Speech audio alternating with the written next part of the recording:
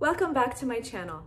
For those of you who are new, my name is Natasha, and this channel is a homeschool vlog as well as a family life vlog, and more recently I've started doing some Bible study series.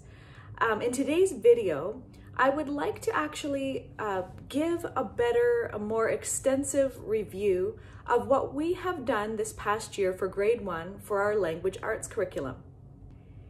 In a previous video, I kind of just gave a very brief, more like or dislike of what we've done and introduced what we would be using for grade 2. But I never really did a flip through, and I never really talked about specifically what I liked and disliked about the program. And so I wanted to share that with you today. It's now early spring, and I know that many of you are starting to look at curriculum for the next year. And so this is just an idea of what you might like to look at for grade 1 for language arts. And I'll show you what I've used. So language arts is comprised of reading, writing, grammar, and you could add in spelling and lump that all together as being language arts. So for grammar, as well as the beginnings of learning about writing and sentence structure, I've chosen first language lessons, level 1. So this would be for grade 1. And then along with that, I have spelling A workout. Sorry, it's called spelling workout level A. So for the reading portion, we read books. We don't get readers. We don't, sometimes you have book reader that comes with questions. It's not a package deal that we go with. We pick out our own books. We like to pick out classics. On Mondays, we do a good classic that would be above level reading for Olivia. And we practice her reading comprehension by getting her to narrate back to me what she's read about. Sometimes I get her to draw a picture and then tell me what the picture is all about, and it should be something about what we've read about that day. Or sometimes she'll just narrate back to me verbally. This past year, we have been very light on the writing because Olivia doesn't really enjoy it, and so I'm trying to gradually build up her confidence. And she's a good writer. She writes neatly. She does know how to write. She just doesn't enjoy it. And at this time, she'd rather narrate back to me or draw a picture about what she's read about, and then I just get her to tell me. And that really tells me that she has comprehended what she's read. And it really gives even in drawing a picture and telling a story that way, it really almost gives a better shows me that she has a better understanding of what she's read, rather than just me asking her questions and jogging her memory, and then she telling back to me what the answers to those questions. And we do those as well. But I'd rather her kind of understand the story from her perspective and see how she's interpreted the story. And so this is what we are doing for grammar. And I'd like to go through it with you and tell you kind of what I loved about it. So first, I think what I'd say Olivia loves about it is that it's short and sweet. The lessons can take anywhere from 5 to, I wouldn't even say 15 minutes, but I think maybe for some kids it might take at the most 15 minutes, but 5 to 10 minutes and maybe 15 minutes if you're really kind of taking your time with it. We do them quick, short and sweet. If Olivia gets it, we just move on. So there are a total of 100 lessons in this book. And each lesson, if you'd kind of think of it as almost math, it has a spiral approach where you would introduce a topic, and in the next week, you might do that topic again and add a point, and go back in the next lesson and go back on that topic again and add in another little point. And in the next lesson, you might talk about that point again, but go back and add something new. And it kind of does the spiral effect the way that you might see in math, which I really like. So each lesson introduces a new topic. So for lesson 1, you'll introduce common nouns. And this book does grammar, but throughout it, it also introduces poems, and poems which you'll encourage your child to memorize. And each week it gives you step-by-step how you should actually teach your child to memorize it. And then it has different milestones where it expects you to now recite your poem and then adds in a new poem to memorize. So let me take you through the book. So as you see here, here's the first language lessons for the Well-Trained Mind, Level 1, written by Jessie Weiss, who is the daughter of Susan Bauer, who founded the Well-Trained Mind. So here we have the table of contents, and you can see here, they have all the lessons laid out for you. You've got common nouns, there's a poem, the caterpillar, common nouns again, then you start to introduce proper nouns, then you're introducing narration, and then you're going to you continue, see, you're talking about proper nouns, but you're reviewing the caterpillar, and then common and proper nouns. So there's a lot of this spiraling where you are going to keep going back to previous topics and add in new things. So there's common nouns, so then they break it down with common nouns, names of places, people, things, and they break it all down like that. We have lessons 19 down to 36, and then 37 down to 53.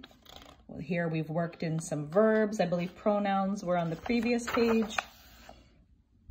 So in level 1, they will introduce nouns, pronouns, and verbs, and the beginning of sentence structure, the 4 main types of sentences, which would be a statement, a question, an exclamation, and a command. And then you can also see in here, they work in a few other things, talking about the days of the week, the months of the year, what are abbreviations and how to write abbreviations. They'll also talk about writing your address, memorizing your address and your postal code, and they do that step by step as well. So they link it all into the grammar, but also teaching your child some skills that are important to know, knowing your address, where do you live, all those kinds of things, teaching you, all those little things. So it goes through all of these lessons, which spiral back to everything that you've learned since the beginning of the year. And then it ends in this final grammar review. Now, I used this final grammar review as a way of testing Olivia. It was a verbal test, and I read out the questions to her and she narrated back to me the answers. And that is how I tested her this year. It reviewed everything from the very beginning of the year into the end. And I saw how effective these 5-minute lessons 3 times a week really were in helping her to memorize all of it. So now I'll show you some examples of the lessons. So it just tells you how to use this book. I won't go through that, but if you do feel that you're not really understanding of how the author will tell you how they expect you to use the book, it's kind of self-explanatory when you see a lesson. So how it's written is, it shows you the instructor and student. So it tells you exactly what you should say and what you expect of the student. Now, one thing that this book really emphasizes, and as it should, is when you teach your child from year 1, when you answer a question, to answer in complete sentences. And I remember learning that when I was a kid, not to just say the one-word answer, but to say it as a complete sentence. And so it tells you that, and if your student doesn't give you back a complete sentence, how you coach them to say the complete sentence. And by the end of the year, as Olivia has learned, it was a little hard to remember at the beginning, but Olivia learned by the end of the year, everything was in a complete sentence. And that teaches you sentence structure, because when you're writing down thoughts, your thoughts won't be fragmented on paper. They will be complete sentences. So here it tells you everything has a name. I will read the definition of the name aloud to you 3 times. One thing this book uses is repetition. Repetition, repetition, repetition. So you'll say it with them 3 times, and then they will say it. And then they might, and it sounds monotonous, but it's so short, and each lesson, they don't notice that they're doing this kind of repetition over and over. And so in lesson 2, it'll introduce the caterpillar, and it'll tell you how you might rehearse the poems together. You'll say them together 3 times, and then see if the first stanza they can say on their own, that kind of thing. It's very gradual, that you don't feel like you're doing anything. In fact, when I started this out, I felt like, wow, this is very slow paced. But by the end of the year, You're just so impressed with how much they know. Lesson 4, you're already introducing proper nouns now, but you're going back and you're reviewing a noun, a regular noun. A noun is the name of the person, place, thing, but now a proper noun is a specific person, place, or thing. And so you go through this as a script. And they're so short. That's it. That's a lesson. Here is lesson 5. So in lesson 5, they're going to start just the idea of narration. So with your student, you're going to read to them this story, and this one is The Rabbit and the Turtle. You read the story, and then after, you're kind of going to guide them through about how to narrate back a story. What did the rabbit and turtle decide to do? And these are the expected answers from them. And you want them to give these complete sentences. And if they're somewhat close, that's okay. They don't have to be exact, but you're trying to coach them into answering back in a full sentence. First Language Lessons also practices writing, and they do this through copy work rather than writing, say, original thoughts or sentences. So they start off simple, where in this one here where they were talking about proper nouns, you would get the student to copy the first names of other family members. And so we would write out the names of the family members and then get the student to copy it out. And then it slowly progresses to more and more. Now, not every lesson has copy work or writing assignments. It starts off at maybe every 2 or 3 lessons has it, and then it gradually builds to being more and more. Then there's another lesson here where you're going to ask the student to write the names of the states where family members live, and then it gives you a map here.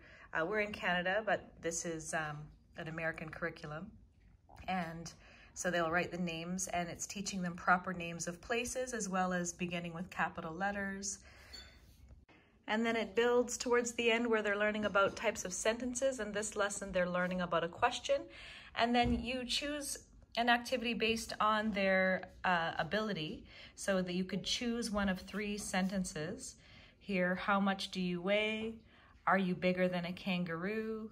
Are you bigger than a dog and smaller than an elephant? So you choose the length of the sentence that you feel is appropriate for your student, and that's the copy work. So this is what they would practice for writing. Writing with ease, level 1, could be started in grade 1, but I found for me that it would be just too much writing. And so we decided to go with just the copy work with this, which is what many homeschools do. And then they build up to more writing with ease in grade 2. And I just wanted to point out here how several lessons also have what's called an enrichment activity. And the example in this one is a game. It says, play the commands and questions game, May I? Where the instructor, it says here, gives a command such as stand up, and then follows with other possible commands such as pick up your pencil, come here, turn around, pick up 1 foot, things like that. And then the student must obey, but first must remember to say, may I? And if they fail to say, may I, then they have to sit down until they're told to stand up again. So it's just little games and activities that they will have at the ends of each lessons that are, we haven't always done that. We have done some of them, but if you feel like you want to do a little extra and something fun to go along with the lesson. So here's the final grammar review. You're asking them each question. What is a noun? Can you name a type of person? What's a common name for a place? And it goes through every single thing that they have learned in the whole entire year. It's a 2-page review, but that reviews everything they have learned in a year. And by the end of it, you feel confident that they know all of these things inside out. And the book also comes with a glossary of terms and definitions that you could review, instead of flipping through the book, oh, where was the definition? Because, I'm very precise, and I like to use the precise definitions that the book uses. And so, oh, what was that exact wording? And you can flip through here to the back and find the exact definitions that they expect you. Just a list of all the poems in the books with the page numbers. Now, Olivia has all of these poems memorized. The only one, this one here, they introduce on the last lesson, and then they mention in that lesson that this will be carried on into level 2 and continue on working on this poem in level 2, but they introduce it in level 1, which is kind of neat that they do that. But that is the end of First Language Lessons, Level 1. I have loved it. It's been very effective, simple and easy. Now, I will warn you, so I have joined the Well-Trained Mind group on Facebook, where we get to discuss and ask parents who are further ahead of us, you know, what they think about all of the curriculum. You can get advice, pros and cons, all that kinds of things. So what I have learned through that group is that First Language Lessons builds quite quickly. I believe it can be considered, it is more of an advanced lesson. This makes it seem so simple. It does build gradually. So I don't think that it builds, becomes too difficult. It builds gradually, and you need to kind of stick with that building and spiral back to remember what you've learned. But it does become quite of a challenging curriculum, some people have said, by level 3 and level 4, where you're getting further, deeper into sentence structure and diagramming. But it really is a great curriculum. It gives you a very strong foundation of grammar. I'm very happy with it. And I know there are other great curriculums out there, but I do love the simplicity of it, where you feel like you're just spending 5 minutes on something, but you're teaching a whole lot. And I was really pleased to find out how much Olivia really knew by the end of the year. And then Spelling Workout Level A, it's just a spelling curriculum. I've enjoyed it. I wouldn't say, I think because Olivia is such a good reader, spelling is also a fairly, now that doesn't always correlate. Being able to read well doesn't always mean you can spell well. But for Olivia, she picks up the words quickly and is very good at sounding things out and spelling. So this is, I'll just go do a quick flip through with it, but it is just a spelling curriculum. And it does teach some of the, not all of them. I think for some children, I think knowing the rules about spelling is quite important. And I wouldn't say this one teaches the rules as clearly as maybe some curriculum can. It hasn't been as necessary for Olivia, but if I did have a student who really needed all of those rules about spelling to really figure out how to spell a word rather than maybe just memorizing it. But overall, I am pleased with this curriculum. You know, they're just spelling words. Really, I think you could come up with your own words and teach them as spelling, is what I've kind of realized in the end. But it builds it gradually by level. And so we will be moving on to Spelling Workout B for next year. But let me just do a quick flip through of what A looks like for you. Okay, so here we have Spelling Workout A by Modern Curriculum Press. And this curriculum has 36 lessons. And so you'll do several lessons and then you do what's like a review. And I use these reviews as our spelling test. So I do test on each lesson, and then I do one kind of big test where I go back and test, it goes back and tests all the words all over again. So again, this sort of has a spiral approach so that you're always going back and reviewing what you learned. So it's not just do one lesson and then you're done with it and move on. And so at the very beginning, they don't actually start spelling words until lesson 4. Lessons 5, I think. Let's go back and look. But they start off, the lessons start off with just a quick review of the letters. So this is an expectation here in Ontario for kindergarten, learning the alphabet and learning how to write all the alphabet, as well as how the alphabet sounds, all the letters sound. But they do a review of that again before they jump into spelling. So you'll review in lesson 1, A, B, C, all the letters, and sorry, up to N. And then lesson 2 would do O through Z, I believe. Yes.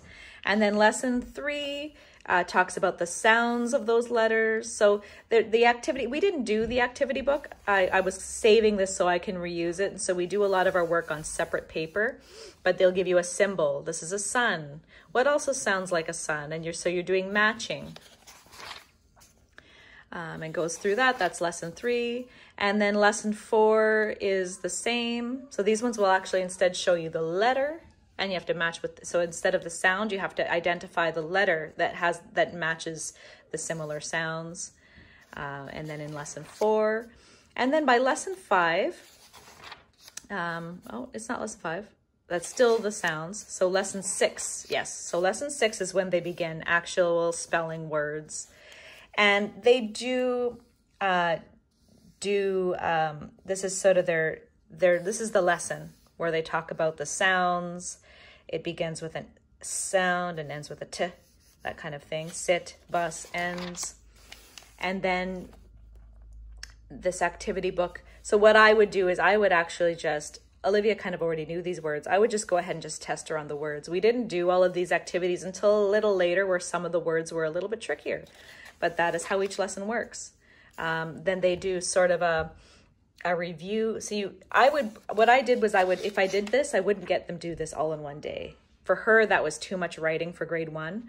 I would do one section a day. So maybe Monday, Tuesday, Wednesday, Thursday, and Friday test on the word. And that's how I would break it up. And then again, lesson 7, same idea. So I might do Monday, Tuesday. So here's where you're filling in the first letter of the word or the last letter.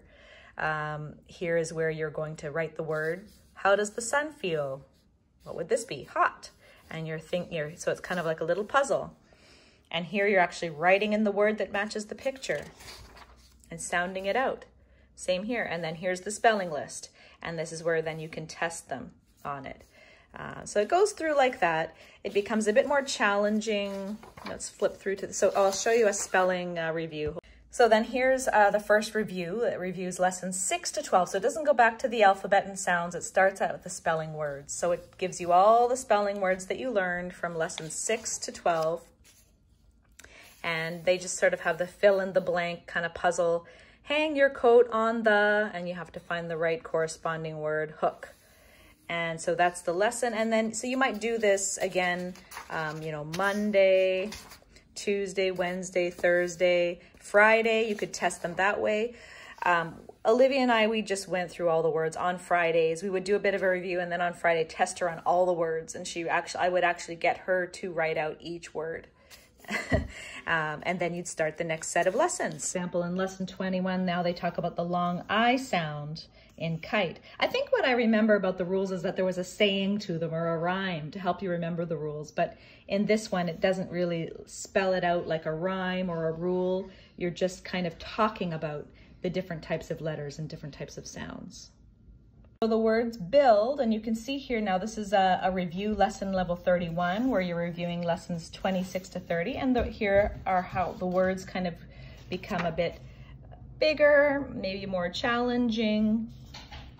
You can see what words there are there, and those are all the words, and that's how this curriculum goes.